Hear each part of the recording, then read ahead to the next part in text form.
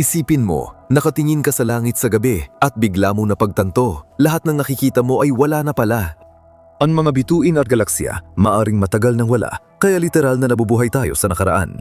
Ngayon, tanong, alin sa mga nakikita natin ang nawala na? Posible bang ang susunod na mawawala sa langit ay ang araw? Maaring hindi ninyo magustuhan ang mga katotohanan ito at maaari rin itong baguhin ang pananaw ninyo. May mga katotohanan na alam na natin ng tiyak mula pa nung tayo nasa paaralan. Ang hangin ay galaw ng atmosfera. Mas maliit ang buwan kaysa daigdig. Ang Everest ang pinakamataas na bundok sa ating planeta. Kasama ng mga ito ay may mga konsepto na tila katang-isip kahit na posibleng mangyari. Halimbawa, may sabi-sabing may mga bansang nantagumpay laban sa korupsyon. Huwag na kayong makipagtalo. Kung hindi niyo sila nakita, hindi ibig sabihin na wala sila. Sabi nila, sa usapang totoong buhay, pwedeng gawing halimbawa ang mga temporal na portal tulad ng wormhole o lagusang espasyo-panahon. Umiral ba talaga ang mga ito? Kung oo, anong anyo sila umiiral? Ganito ang tingin ng karaniwang tao sa portal. Biglang nababago ang espasyo at ang katawan o bagay na dumadaan sa anomalya ay napupunta sa isang ganap na ibang mundo. Ang ganitong visual na imahe ay madalas ginagamit ng mga gumagawa sa maraming laro at pelikula. Maginhawa at mabilis ang ganitong paraan ng paglipat sa ibang realidad, ngunit wala pang nakagawa nito sa totoong buhay. Hindi ito hadlang para pag-isipan ang kawili-wiling paksang ito. Kaya, ano nga ba ang portal? Ang salitang ito ay galing sa Latin na porta na ibig sabihin ay tarangkahan. Madaling sabi, ito ay pasukan sa ibang lokasyon o alternatibong realidad. Kapag inisip mo, hindi pala ito ganun kahirap. Tandaan ninyo, mula pagkabata, sanay na tayo mag-adjust sa mga patakaran at kondisyon ng laro. Halimbawa, ang pagtalon sa kunwaring lava, ang bulag-bulagan, football o domino. Lumalaki ang mga bata at nagbabago ang mga panimulang kondisyon. Ngayon, sa trabaho, korte o pampublikong sasakyan, sumusunod tayo sa mga patakaran ng mundo ng matatanda. Pero hindi nawala ang pagkabata. Lumipat lang ito, sumiksik sa sulok ng kaluluwa ng lumaking tao at lumalabas sa hilig natin sa kwento sa libro, pelikula at virtual na mundo. Ramdam ng gamer ang lungkot kapag nalalanta ang bulaklak sa katang-isip na taniman na inalagaan niya ng 6 na buwan. Nalulungkot ang manlalaro kapag namamatay ang paborito niyang karakter sa laro. Pero wala namang ganito sa totoong buhay. Ano ba ang fenomenong ito? Walang espesyal na nangyayari, nilalaro lang tayo ng sarili nating imahinasyon. Inilarawan ang ganitong epekto sa maraming psikolohikal na akda at malinaw itong ipinaliwanag sa aklat ni Frank Rose na Sining ng Paglulubog. Isang dating game designer ang nagsagawa ng eksperimento kung saan ipinaisip niya sa 2 kalahok ang isang tanawin tulad ng dalampasigan. Ang taong may problema sa memorya ay nakapaglarawan sa isip ng napakapayak na realidad. Malusog at kompleto ang klasikong imahinasyon ng dalampasigan, may mga puno ng nyog, puting buhangin, dagat at seagull. Ang pagsubok na ito ay mahalaga para maintindihan na ang buhay natin ay binubuo ng sunod-sunod na pagpatong-patong ng mga alaala at karanasan. Dahil dito, ang tao ay kayang mag-adapt sa inaakalang mga kalagayan, makibagay sa anumang realidad at kahit lumika ng sarili niyang mundo. Dito nakabase ang mga gumagawa ng laro kung saan ang tao ay nagiging tagalika at tagapagpasya ng kapalaran ng kanilang karakter. Ang mga proyektong ito ay parang mini portal sa ibang mundo na tinatanggap na natin bilang normal at di na napapansin ng kamangha-mangha. Habang naglalaro, parang kontrolado mo ang sitwasyon kahit alam mong nakaprograma na ito ng iba. Ang sangkatauhan ay palaging nahihilig sa paglubog sa mga katang-isip na realidad. Ito ang dahilan kung bakit patok ang mga kwento sa libro at sikat ang epikong pelikula tulad ng Star Wars at Guardians of the Galaxy na naglalarawan ng buong universo. Ngunit may isa pang panig ang usapin. Hindi lang tayo pumapasok sa realidad na yon, kundi palihim din itong sumisiksik sa ating mundo. Ang mabilis na pag-unlad ng teknolohiya ay nagpapabilis sa prosesong ito. Lumabas kamakailan ang Oculus Rift na VR salamin na nagbibigay daan makalakad sa maingay na London kahit nasa bahay, makita ang paboritong karakter ng malapitan at baguhin ang itsura ng kwarto ayon sa gusto mo. Maging ang mga ordinaryong telebisyon ay naging mas mabilis ng ilang ulit at mas makatotohanan sa pagdadala ng mga may-ari sa likhang mundo. Habang naghahanap tayo ng mga wormhole at tumitingin sa kailaliman ng kalawakan, ang pandaigdigang portal pala ay nasa tabi lang natin. Ito ay ang World Wide Web.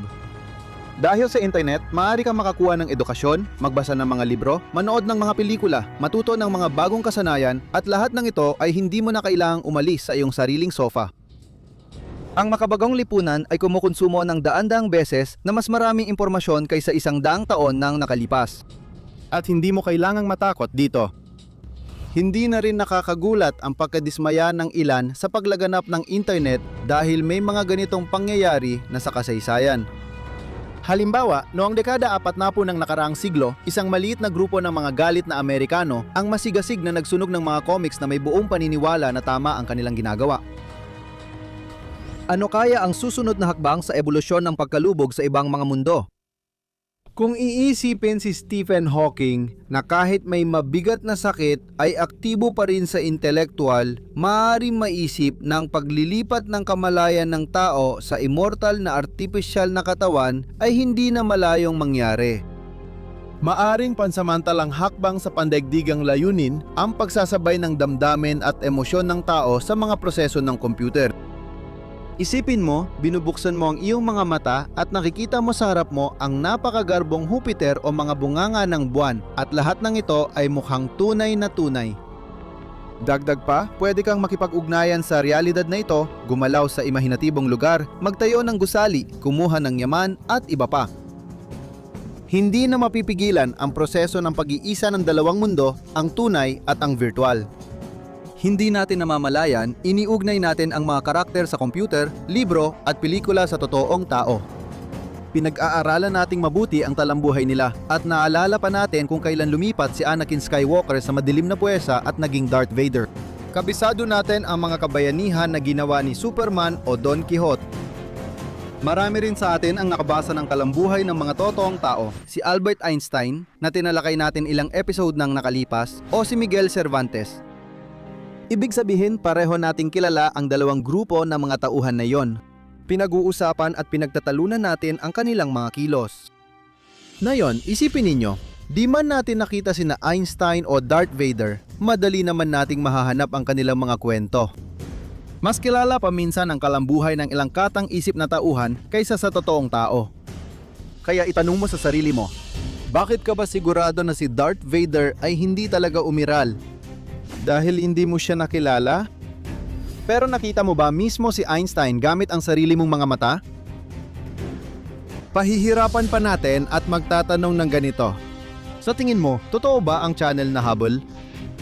Regular mong pinapanood ang aming mga video pero ito ay isang code lang, isang hanay ng mga 0 at 1. Kung masira ang itinakdang pagkakasunod-sunod, magiging ganito ang larawan.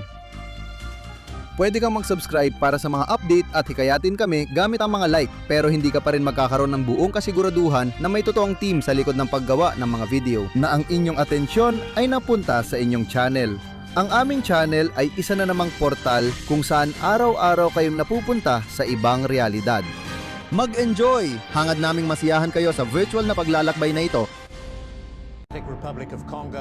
Mula sa lahat ng panig, tinatakot tayo ng sari-saring kalamidad. Sabi nila, ang daigdig na duyan ng sangkatauhan ay tila naghihingalo na. Ngunit imbes na magpanik, iminumungkahi naming bigyang pansin ang iba pang mga planeta ng solar system na bukod sa ating sariling pamilya ay dapat bigyang pugay ang mga astronomo sa daigdig. Hindi sila nakaupo lang na walang ginagawa, kundi nagsikap silang pag-aralan ng aktibo ang mga kalapit na planeta gamit ang makabagong kagamitan at mga probe. At unti-unti nilang narating kahit ang napakalayong at malabong Uranus. Pero isa itong gas giant na walang matigas na ibabaw na pwedeng lapagan at bukod pa ron, sobrang nagyeyelo ito baka sabihin mo. Ano ngayon, gaya ng sinabi ng bida sa isang kilalang pelikula, walang hadlang sa mga makabayan. Tingnan natin ang Uranus sa pamamagitan ng Voyager 2, ang nag-iisang probe na bumisita sa planeta. Kaya ano nga ba ang itsura ng mapusyaw na asul, laging nakahigang na gelong higanteng gas? Ang mundong ito ay kasing iba ng sa ating mundo, gaya ng pagkakaiba ng bola ng basketball sa isang sea urchin. Napakalamig sa Uranus. Kung doon ka titira, kailangan mong tiisin ang temperatura na minus 224 na antas Celsius. At kailangan mo ring masanay na hindi ka kailanman magkakaroon ng lupa sa ilalim ng iyong mga paa. Parang mamumuhay ka sa gitna ng mga ulap. Ang kalagayan ng materya dito ay walang malinaw na hangganan. Ang gas ay unti-unting nagiging likido at ang likido naman ay nagiging parang isang solidong bagay. Sa planeta, saan man ay amoy hydrogen sulfide at ammonia, parang bulok na itlog at ihi. 60 beses na mas malaki ang Uranus kaysa daigdig. Dito, ang mga hangin ay umaabot ng 824 na kilometro bawat oras. At halos palaging may kumikidlat na mga bagyo rito na kayang lampasan ng lahat ng bagyo sa daigdig kapag pinagsama-sama. Ang lugar na ito, syempre, ay hindi para sa lahat, para lang sa may hilig dito. Idagdag mo pa ang 42 taong taglamig at iba pang mga panahon na kasing haba rin. Hindi na nakapagtataka na matagal na hindi pinansin ang planetang ito, hindi ba? Pero noong 1986 may dumaan pa ring probe ng NASA na tinawag na Voyager 2 malapit sa Uranus. Kahit sandali lang ang pagbisita, nagawa pa rin ng probe na kunan ng larawan ng sistema ng Uranus, mga singsing at pinakamalapit nitong buwan. False color na larawan ng Uranus.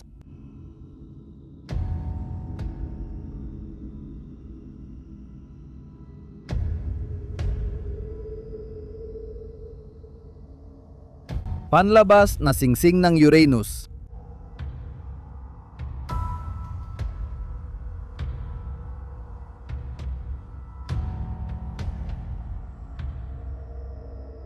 Miranda, buwan ng Uranus.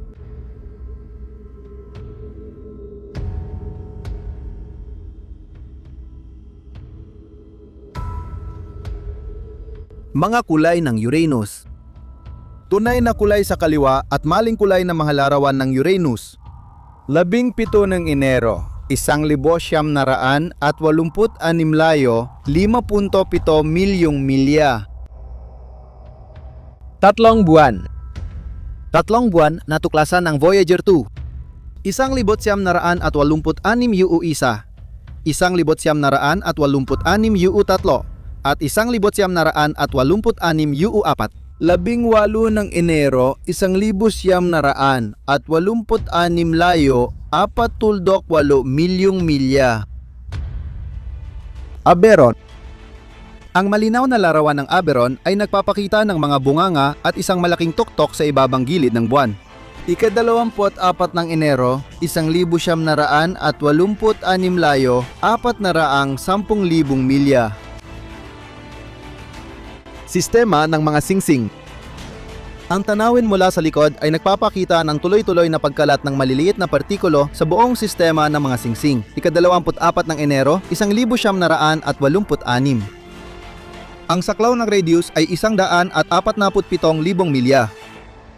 Nang ibuod ni Edward Stone, pinuno ng proyekto, ang pansamantalang resulta ng misyon, sinabi niyang walang probe pang nakakita ng mas kakaibang sistema. Lalo pang namangha ang mga siyentipiko sa tinatawag na magnetikong buntot na natuklasan ni Voyager 2 sa Yelong Higante. Pati na rin ang tanawin ng Miranda, isa sa pinakamalapit na buwan ng planeta. Sa mga larawang ipinadala ng probe, malinaw na nakita sa buwan ng Uranus, sa di malamang dahilan, naganap ang kakaibang paghahalo ng mga mundo. Mga lambak at kanal ng Mars, pinakamalalalim na bitak ng Mercury, mga uka ng Ganymede at dambuhalang bunganga ng buwan. Dito, nagtagpo ang hindi bababa sa 10 uri ng anyong lupa. Bukod pa rito, ang aparato ay nagsagawa rin ng pagsusuri sa atmosfera ng Uranus, natuklasan ang 2 bagong singsing at 10 hindi pa natutuklasang mga buwan. Sabi nga nila, lahat ng kaya niyang gawin sa maikling panahon. Pero bakit wala ng ibang aparato ang bumisita sa higanteng planeta? Ang malungkot na sitwasyon ay nangyari dahil sa parehong dahilan tulad ng sa malayo-malayo na Neptuno. Ang lokasyong pinag-aaralan ay napakalayo talaga. Sa kasalukuyang teknolohiya, aabutin ng hindi bababa sa 15 taon ang paglalakbay papuntang Uranus gamit ang maraming gravity assist na maniobra. Pangalawa, wala ni isang solar panel ang gagana sa layong 3 bilyong kilometro dahil ang Uranus ay umiikot ng 20 beses na mas malayo mula sa araw kaysa sa daigdig. Ibig sabihin, kailangan nating gumamit ng nuclear energy source na mas komplikado at mas magastos. Ang susunod na problema ay ang maayos na pagpapadala ng datos. Walang silbi ang magpadala ng mahal at matagal na ekspedisyon na magpapadala lang sa Earth ng mga larawang parang mula pa sa nakaraang siglo. Kaya naman, makatuwiran lang na itanong kung dapat bang lagyan ng napakalaking antena ang istasyon sa Uranus at magtayo ng napakalaking receiver dito sa Earth. Ang huling hadlang ay ang koponan ng mga espesyalistang nangangasiwa sa paglipad. Sa paglipas ng panahon, posibleng mabawasan ng empleyado. Hindi pa natin nasisimulang talakayin ang gamit ng probe. Sa madaling salita, napakahirap ng gawain pero posible namang magawa. Ngayon, ang pangunahing tanong, bakit kailangan pa ang ganitong matinding pagsisikap bukod sa pag-unawa sa pagbuo ng mga higanteng yelo at mga sistema ng mga ito? Pero may mga dahilan at mabibigat ang mga ito. Una ay ang pagkuha ng mahahalagang yaman at ang pangalawa ay ang posibleng kolonisasyon ng planeta. Oo, tama ang narinig mo. Maaring tirhan ng mga kolonyang tao ang celestial na katawan kahit walang ibabaw. Kaya magsimula tayo sa mga pabrika ng pagkuha ng helium-3, isang elementong sagana sa atmosfera ng Uranus. Paano maisa sa katuparan ang planong ito? Una sa lahat, kailangan magtayo ng base sa isa sa mga buwan. Pagkatapos, kinakailangang magpadala sa Uranus ng hukbo ng mga remotely controlled na robot na magbupumba ng mga daloy ng atmosfera, magsasala nito, magpapadaan sa mga centrifuge at gagawing likido. Para maisakatuparan ang proseso, malamang nagagawa ng isang lumulutang na base na pinapagana ng thermonuclear fuel at matatagpuan mismo sa atmosfera ng Uranus. Dahil sa pinakamababang escape velocity sa Uranus kumpara sa ibang higante, siguradong hindi magiging problema ang pag-transport ng kargamento. Ngunit gaano man natin gamitin ang mga robot, malabong maisagawa at mapatakbo ang ganitong uri ng produksyon nang walang partisipasyon ng mga tao. Kaya, kusaring lumalabas ang tanong sa pag-oorganisa ng mga kolonya. Saan pa pwedeng isakatuparan ang planong ito bukod sa mga satellite? Dahil wala namang ibabaw ang Uranus. Napakadali lang yan, doon din mismo sa atmosfera. Halimbawa, kung pupunuin ng napakalalaking lobo ng hydrogen, kaya nilang buhatin sa ere ang buong mga lungsod at ang grabidad dito ay halos kapareho ng sa Earth. Para maisakatuparan, kahit ang bahagi lang ng mga napakalaking plano, kailangan munang magpadala ng kahit isa pang misyon sa direksyong ito. Matagal nang pinag-uusapan ng NASA ang ganitong proyekto, pero dahil sa mahal ito at hindi pa tapos, palaging naantala ang proseso. Samantala, ang pinakamalapit na launch window para sa paglipad papuntang Uranus ay nasa pagitan ng 2030 at 2034. Sa ganitong kondisyon, aabot ng mga 12 taon ang biyahe. Kung matutuloy lahat ng plano, marami pang nakakagulat na balita ang aabangan ng mundo. Matiyak nating masasabi ito dahil ang sistema ng Uranus ay isa sa pinaka hindi pa napag-aaralang lugar.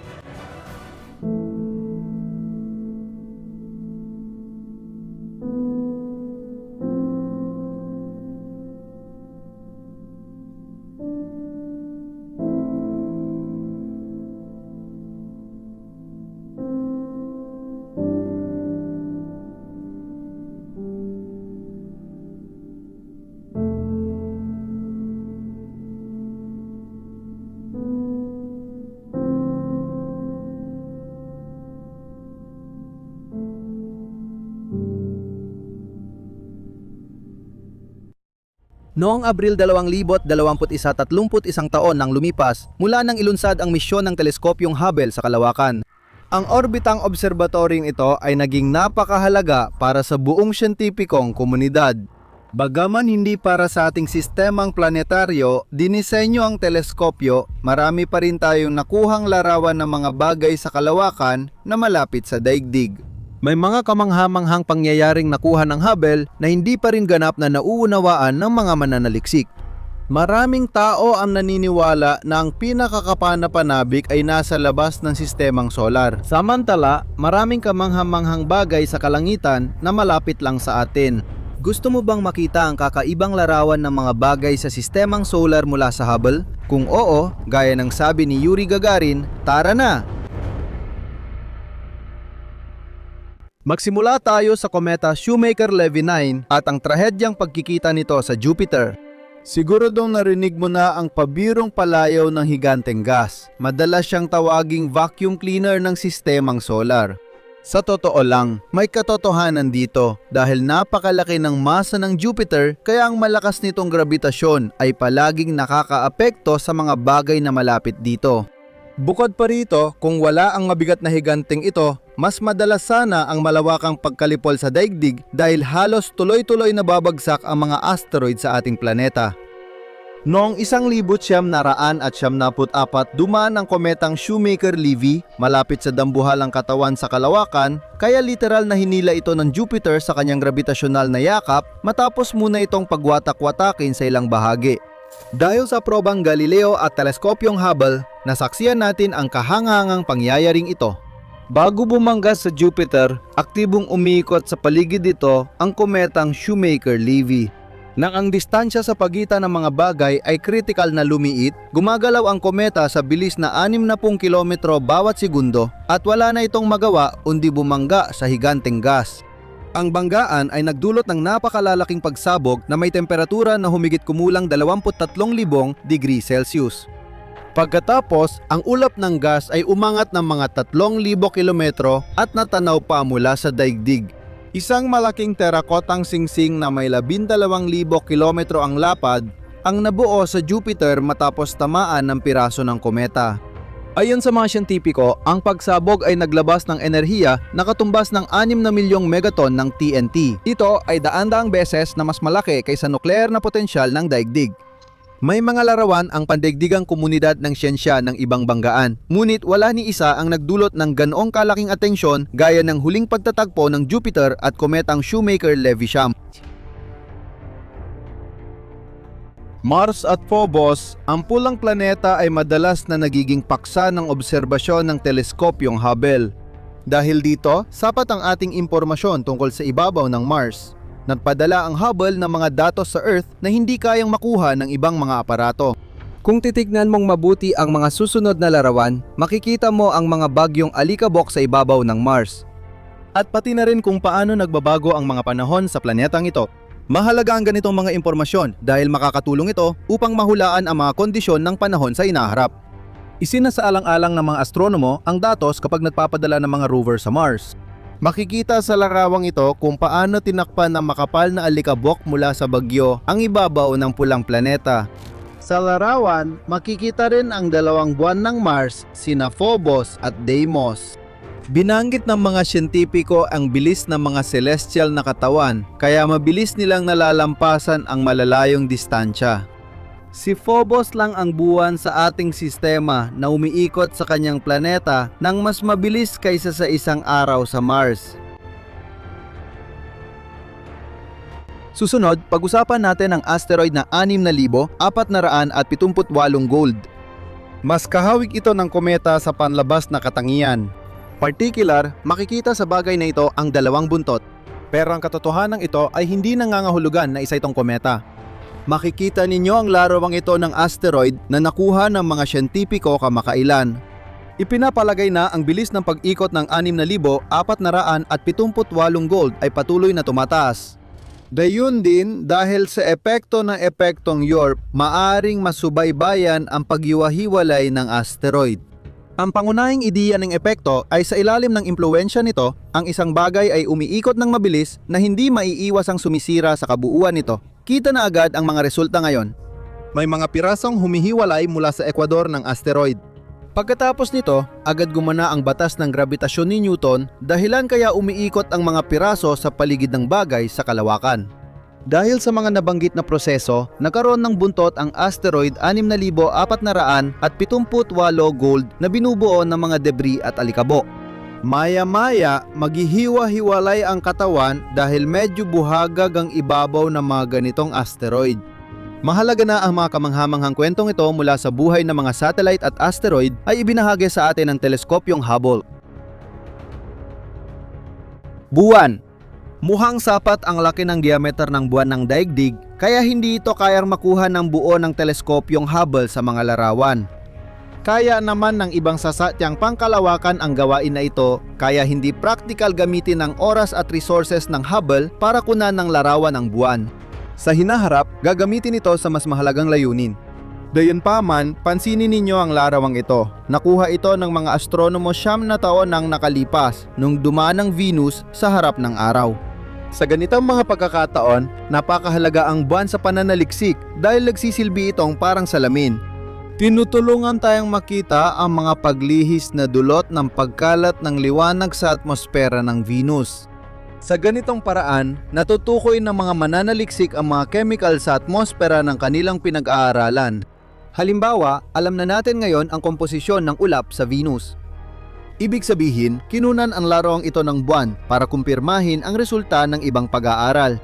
Sa larangan ng paningin ng teleskopyong Hubble, madalas na napapabilang ang mga bituin na malayo sa atin. Kapag ang isang napakalaking bituin ay napapaharap sa isang exoplaneta, natutukoy ng aparato kung ano-anong mga sangkap ang bumubuo sa atmosfera ng nasabing katawan sa kalawakan. Dahil dito, lumilitaw ang tanong, maaari rin bang obserbahan ni Hubble ang araw? Sa kasamaang palad, hindi, dahil masyadong maliwanag ito. Ngunit ang liwanag na nasasalamin ng buwan na satellite ng daigdig ay sapat na para sa mga nabanggit na pag-aaral. Nakarating na kaya si Hubble sa Saturn at mga panloob nitong buwan? Sa ngayon, walang pananaliksik na aparato malapit sa planetang may singsing dahil 4 na taon na mula nang matapos ang misyon ng Cassini. Ipinapakita na ang pinakamalinaw na larawan ng Saturn na hawak ng mga siyentipiko ay galing sa Hubble Telescope. Ang planetang ito ay regular na minamasdan, kaya't naitatala natin ang maraming proseso na nangyayari sa ibabaw nito. Halimbawa, alam na ng mga siyentipiko kung paano nag-iiba ang kondisyon ng panahon sa Saturn ayon sa pagbabago ng mga panahon. Ang Cassini probe ay nanatili malapit sa planeta sa loob ng 13 taon ng daigdig, katumbas ng kalahating taon sa Saturn. Ngayon, minomonitor pa rin ng Hubble ang mga pagbabago. Ipinakita ng Orbital Observatory na may higanteng bagyong tumama sa lugar na may ilang libong kilometro ang lawak. Ipinadala rin sa daigdig ang iba pang larawan. Halimbawa, ilang larawan ng kahangahangang mga bagyo sa Saturn. Paano natin tatapusin ang kwento? Siguro, sa pamamagitan ng paglalarawan ng bagay na PI 2010P2010A2 na sa kasalukuyan ay may index na 354 P linear. Ang mga materyales para sa pag-aaral na ito ay inihatid ng teleskopyong Hubble. Kung titingnang mabuti ang larawan, makikita mo ang isang bagay na may malinaw na mga palatandaan ng kometa. Ang PI 2010P2010A2 ay aksidenteng nailista pa nga sa kaukulang katalogo, pero sa totoo lang, hindi ito tama. Hindi tugma ang core ng bagay sa estruktura ng isang kometa. Dahil dito, sa tulong ni Hubble, nalaman ng mundo na may kakaiba tayong kinakaharap, isang natatanging pangyayaring hindi pa kailanman nakita noon, ang banggaan ng 2 asteroid. Ang mga alon mula sa banggaan ang bumuo ng bagay na parang krus. Ang mga graba sa ibabaw ng parehong asteroid ay nagkakahiwa-hiwalay at lumilipad ng mabilis sa iba't ibang direksyon. Pero dahil sa mahinang grabidad, dahan-dahan itong hinihila pabalik sa gitna. Matagal nang naging isa sa pinakamahalagang kadamitan para sa pag-aaral ng kalawakan ang teleskopyong Hubble. Baka makakuha pa tayo ng mas kamanghamanghang mga larawan mula rito sa lalong madaling panahon. Masaya kami na marami sa inyo ang nanonood, nagsusubscribe, nagbabahagi ng episodes at nagbibigay ng like. Dahil kung wala kayo, hindi sana ito lahat mangyayari. Ang mahalaga, tandaan, mas marami kayong komento at aktibo sa video, mas maraming tao ang makakakilala sa amin at balang araw, sila ang magpapabago ng mundo.